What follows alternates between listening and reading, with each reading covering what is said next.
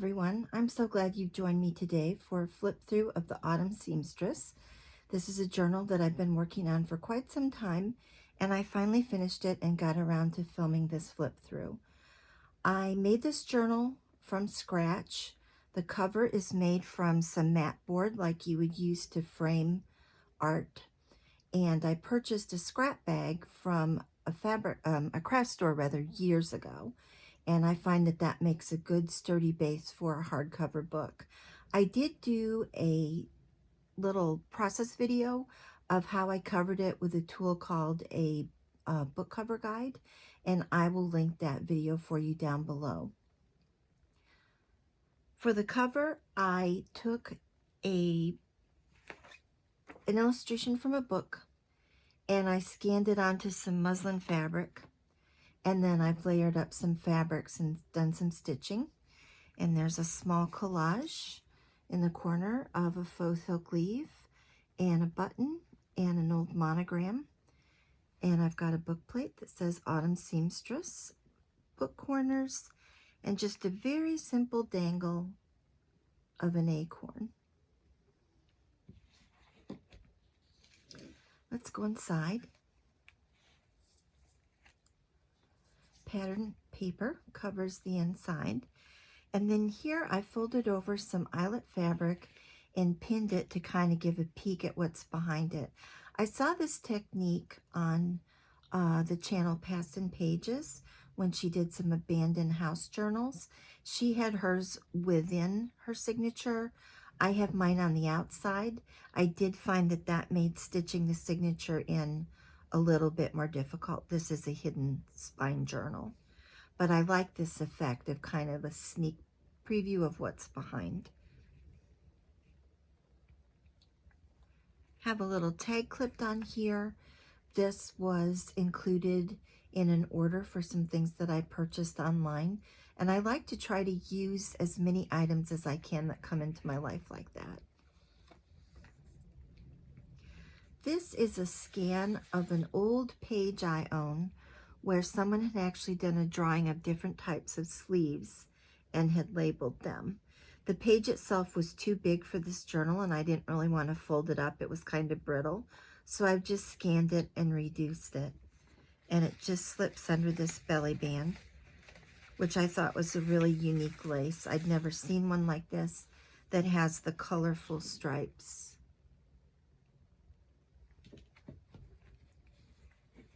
This page is a piece of vintage ephemera from the 1800s. It was a little booklet found in a thrift store on a sleeve system. So I've turned it into a pocket. A little journaling card that I've done here. This number 4 was a die cut that I had. So I turned it into a tag with some more of the vintage ephemera behind it and some washi tape, a couple of stickers. And the 4 kind of makes a tab for it. And it can be journaled on the back. And I added this little butterfly specimen tag because I felt like the Autumn Seamstress would take inspiration from all that was going on around her. So the butterfly might provide her inspiration for a sleeve. And you can see on the inside, the scrap of ephemera I used was for a dolman sleeve because those are kind of fluttery or large like a butterfly wing. And there's just a little bit of button and thrifted trim embellishment. On this page, I made a pocket from some ribbon I bought years ago.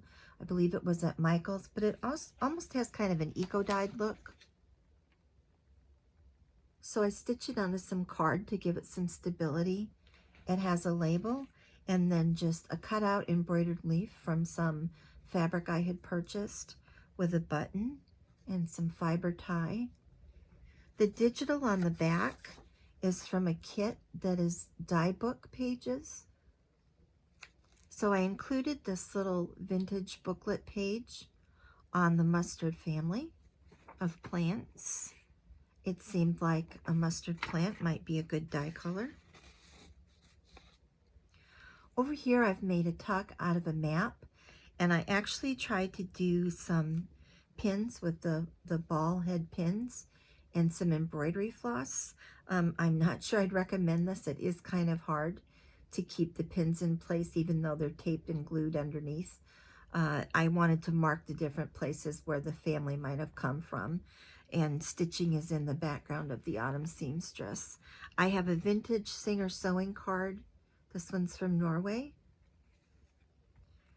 And then I took this little file folder card for the month of October and added a little strip of linen with some machine embroidery. And then this provides lots of journaling space.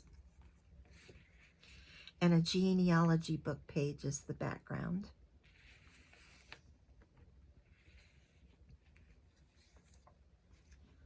On this page, there's just an embroidered fabric flip and another genealogy page that can be used from journaling.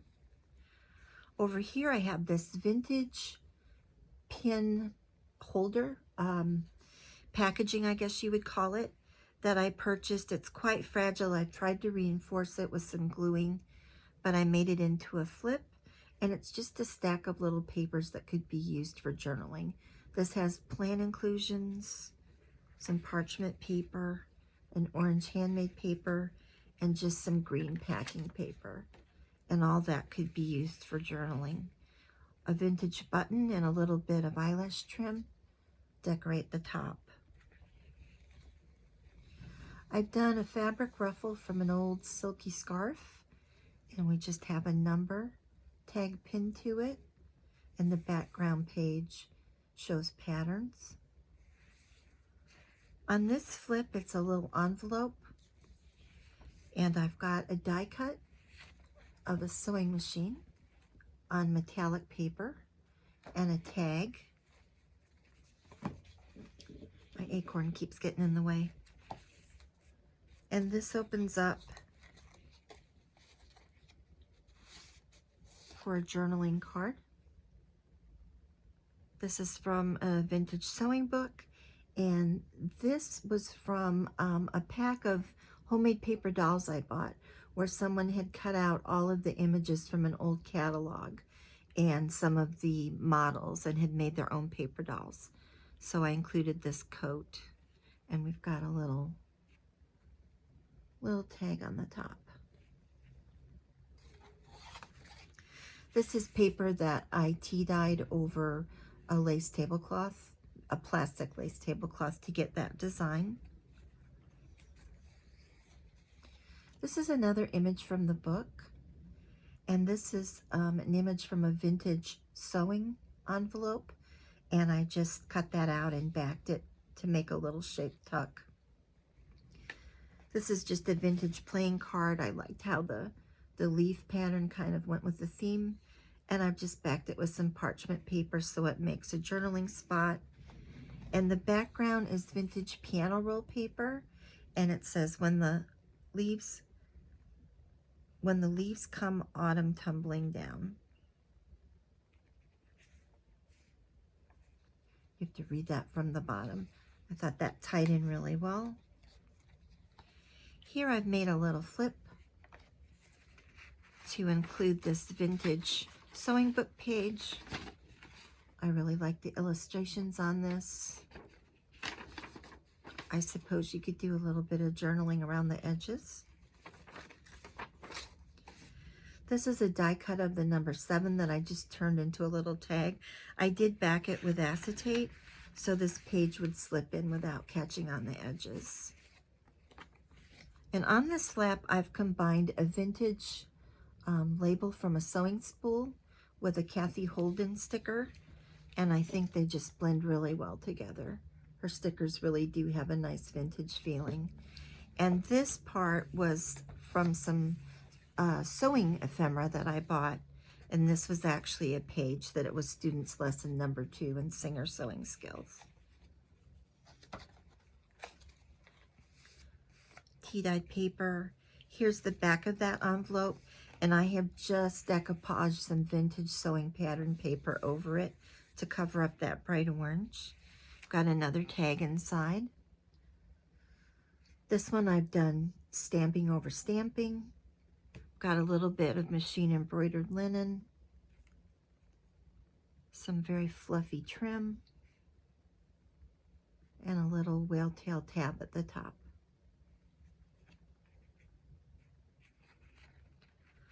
On the next page, I envisioned homecoming. I thought a lot when I was making this journal about what kind of projects a seamstress might be working on in the fall or the autumn. And I thought about homecoming. So I have vintage printing plates and vintage letterpress type that I collect, and I have made a small press that I can print things on. So this was a vintage plate I purchased from someone locally on Facebook Marketplace, and I printed it, and this is what it looks like printed, and made a journaling card that I've stitched around. It's another Kathy Holden sticker, and I made just a little tab, a wood button. It's plain on the back. It could be written on with a lighter marker. And then for the pocket, I've got some fabric that I put some interfacing behind to give it a little strength, especially when they're cut on the diagonal. They get kind of floppy, I think, if you don't reinforce them. I have a sunflower embroidered decal with some ribbon and an admission ticket and the word homecoming up here. At my school during homecoming, great big giant mums were really popular, corsages that were given to the girls with these really elaborate ribbon streamers. So I used this to try to kind of capture that feeling. And this I imagine to be the very happy girl and the not so happy chaperone. Here I've got double pockets. I have a vintage ticket to a supper at a lodge. And then I've made his and her tickets. The genealogy book that I used previously had a his and hers section with vital statistics, and I thought these might be things that a seamstress would be interested in knowing. And then I scanned the little cameos because they were the wrong size. So I scanned them the size I needed and printed them to do the his or her tags. And I have different fibers topping them. And these tags were given to me in an order, and they are coffee dyed. So I left the back as is. And I just used some pattern papers that kind of echoed the theme. For this page, this is a vintage fashion label. I just have it clipped on. And this is actually a knitting project card. I bought a box of these at a thrift store, and I thought this one was perfect for this journal with the mittens on autumn leaves. I've covered the back with an embossed piece of paper that's supposed to look like knitting, and I've used handmade paper that has little pieces of straw and things in it. I thought that gave it kind of that oatmeal texture that you see with some yarn. And on the inside, I decided not to cover this. I thought this was attractive, and I wanted to leave the actual pattern there like someone was using the card. So I've just sewed in a little bit of paper to make a journaling spot. And more of the genealogy paper.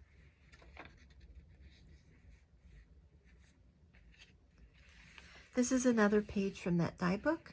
I just added some seam binding. This is a lacy looking doily.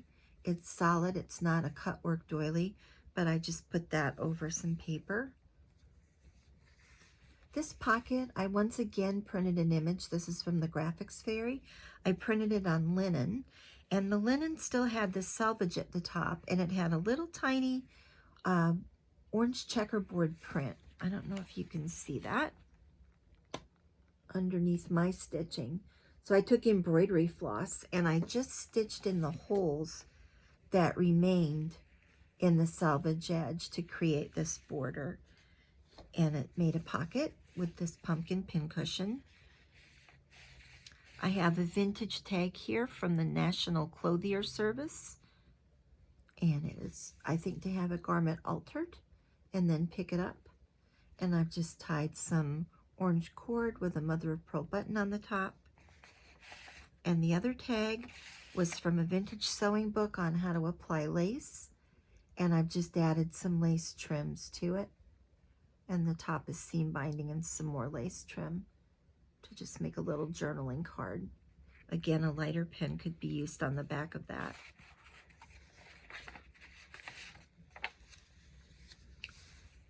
That's the end of that signature. I had this same fabric in 2 different colorways, so I've got it on this one. I didn't have enough to do all the same, but I was fine with that. I kind of like the differences in the two, especially with what's behind them. This is an envelope that the back side comes around and makes a tuck on this clock patterned paper. So I did a timesheet for the seamstress, and I've stamped address form on it and added some other little texture stamps so it doesn't just stand alone there by itself, to try to incorporate it into the page a little more. I did add an eyelet to this, and I've tied some baker's twine and a clock die cut and some lace to make another journaling spot. Here's the other side of the envelope. I've covered it with this little paint swatch chart in pumpkin oranges. And there's a piece of vintage ephemera inside. I got this at a flea market, and it's directions for an adjustable dress form. And I've left this undecorated. I like this just the way it is. I also have a little page from a November calendar that can also be used for journaling on the October side. Here I made a faux package. I've got wrapping paper that I strengthened by putting it on some cardstock. I have an oversized pumpkin stamp. This was a freebie from Junk Joy Studio, I believe. And this is an old parcel tag. I thought the colors were perfect. I used some of my vintage postal stamps, some orange baker's twine, and just made it look like the seamstress had received a package of fabric or patterns or something in the mail. There's a cute little acorn envelope that I thrifted. And I have made a journaling card to go in there.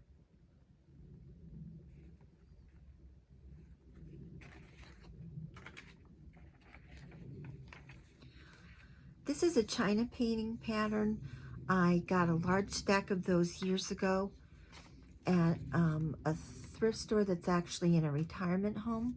So somebody must have been a China painter, because I purchased a whole big stack of them. And this one I just cut out the plate shape to make like a little fold over pocket. It's got a couple kinds of trim and a little tag that says per yard, and this is a vintage stamp that I have. And then inside I've got a bingo card. This is the Tim Holtz bingo card, and I've got some mother of pearl buttons just stitched on there with different stitch patterns. And I chose kind of chippy mother of pearls that look like they'd been around a while. And this can serve as a journaling card. This is a scan of some very old French pages I own that came from like a day calendar with theater seating and all those sorts of things in it. So this is one for October. Provides plenty of journaling space. Here I envisioned the autumn seamstress making a costume for a ballet. This is another illustration from the same book that I've used throughout this journal, and it was a book about celebrating women. So I thought the colors were perfect for fall. There's another Kathy Holden sticker. Both of these are Kathy Holden stickers. I've got a label. This little illustration that I've collaged is from one of my favorite books in the world that I thrifted, called Costuming the Amateur Show. And I liked this, just the style of the illustrations. And this seemed perfect for her little ballet outfit. And I've got a little bit of glittery tulle and some chiffon that has shades of orange, and some sequin and bead trim that might be applied to this costume. And music paper backs it up. This page, I made a pocket on this spider web quilt page. Again, I had to scan it. It was fragile and not the correct size for this journal, so I did scan it. And then at the flea market, I found this little Pellon sewing guide with the turning wheel. And I just thought this was a lot of fun. Nice vintage graphics, and it was just fun to include in this pocket, as well as this package for boy brand needles. It's a really cute little package. I should make a template of it. I have taken the needles out.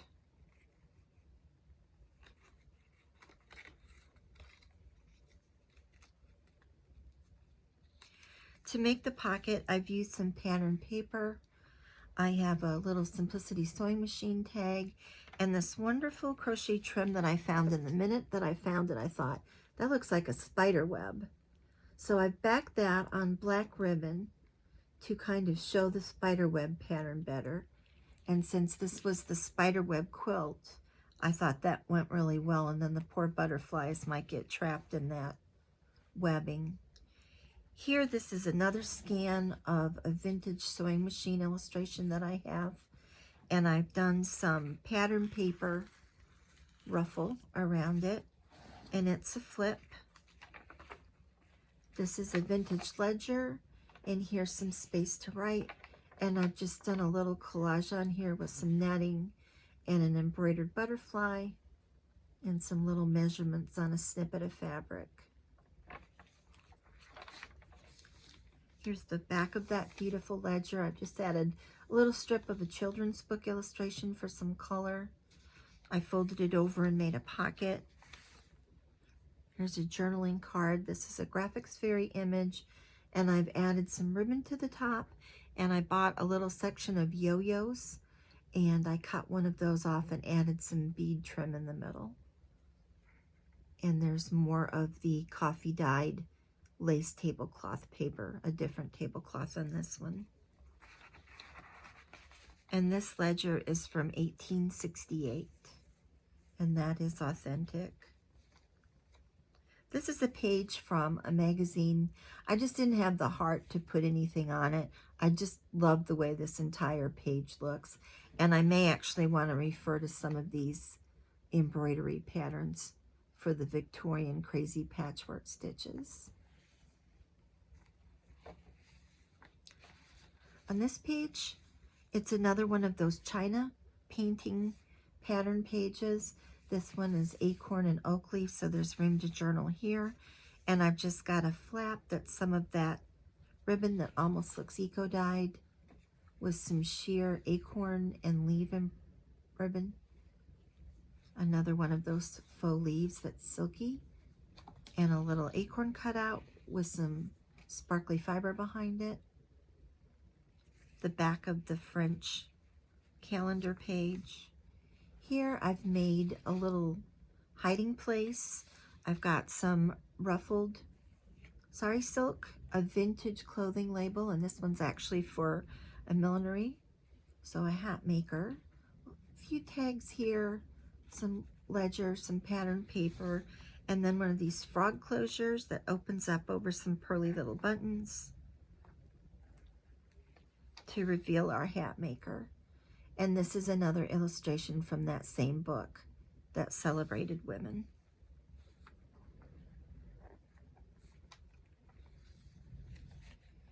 On this pattern page, I have some sari silk seam binding. I'm sorry, not seam binding, just sari silk. A copy of a vintage tag, and then a very pretty little vintage button. It's one of my favorite buttons I've ever found, so I wanted to include it in this book. Then here I've made a belly band from some velvet ribbon and another ribbon on top of it. This little card was sent to me with an online order, so I saved that. I have stamped on it and added some leaf and trim, and I've covered the back with some parchment paper so it could be a journaling spot. I also have this fun little receipt, vintage receipt from Millie's Ready to Wear frocks, and a vintage check.